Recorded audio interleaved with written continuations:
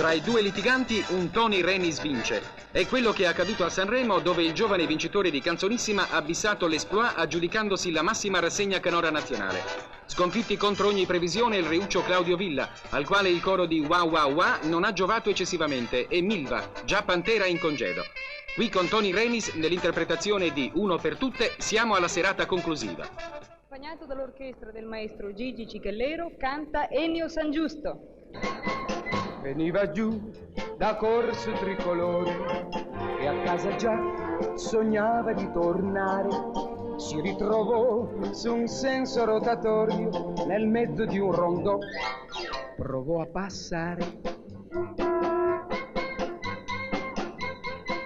Le strisce in terra gli davano ragione, ma con quel traffico convulso esasperato.